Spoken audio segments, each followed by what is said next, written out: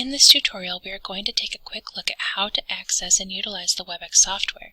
To begin, let's go to the St. Francis School of Law WebEx portal at sflaw.webex.com. You'll see that you have a good afternoon here, but if you click on this little button, it'll show you the actual St. Francis School of Law toolbar. I'll want to click in over here to log in.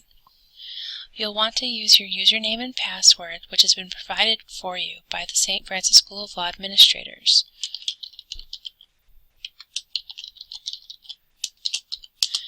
If you need help with your login credentials, please contact support@stfrancislaw.com.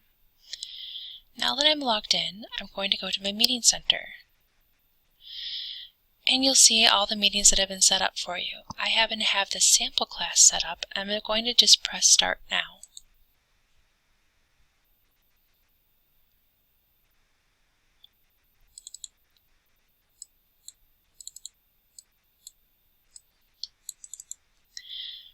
Once you get into your class session, you're going to come to this home page. And there's several areas on here that I want to talk about with you. The first thing is that these are the two main tabs for your class. Quick Start is going to be where you can use adjust your audio options, share your screen, see participants, chat, record, and you can also switch back and forth. Occasionally people will get mixed up and get put into this meeting info and not be able to see a shared screen. Just direct them back to this Quick Start tab. The next thing you'll want to do is look at your audio. So you have three options. You can have the system call you at any number of your choice. You can call in and they'll give you the phone number and the access code and then your attendee ID. Or you can call in using your computer. You want to make sure that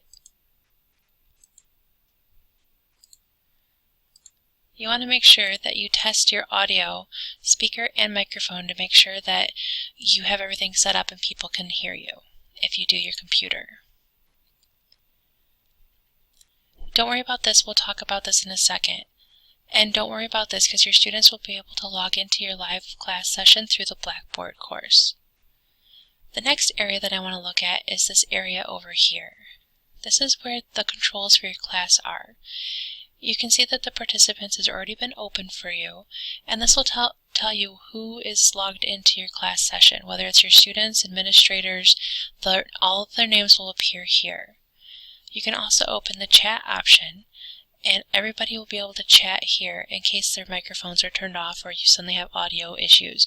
You can always communicate with them here. You also have one of those nifty recorder buttons, which there are multiple ones here, and we always ask you to start recording prior to course start.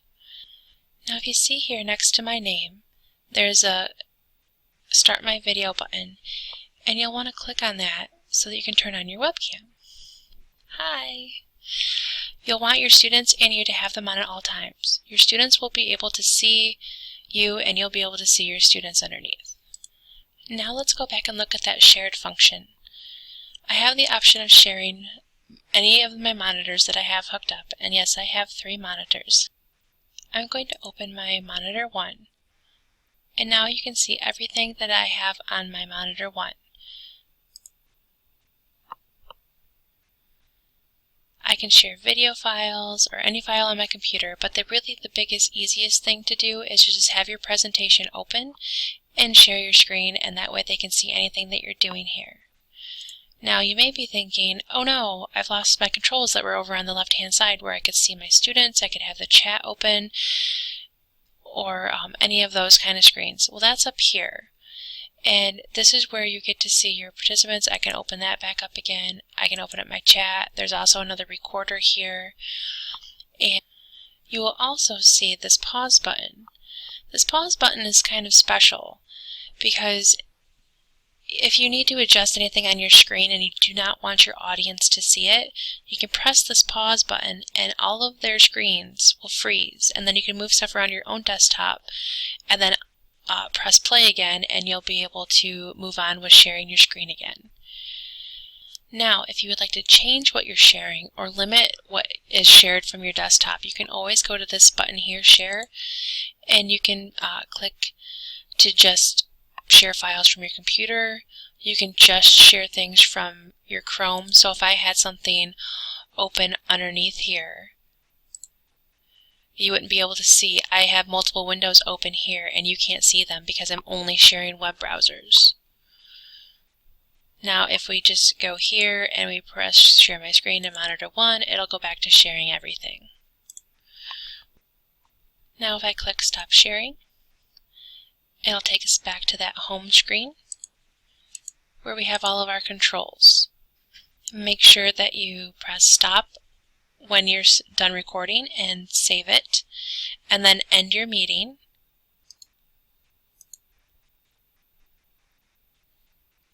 X out of that, and then you'll be back at your meeting center. So those are the basics of WebEx. You have a few other controls when there are people in your room, like you can mute some of them. And if you are able to manipulate any of these items, you will have no problem running a live session.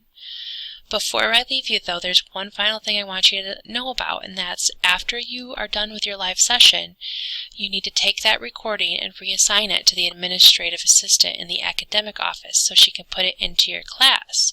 For any student that may want to review your lessons, or maybe those who are unable to attend.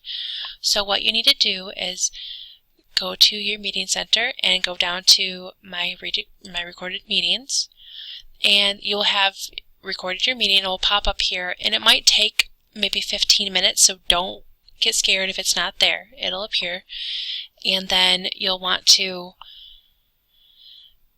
make sure you go over here. There'll be 3 dots, and you'll want to click on that to give you more options and press reassign, and then click A in the index and then click on the academic office, and this will reassign your live session to the academic assistant so that she can get that back into your classroom, and you'll be all done.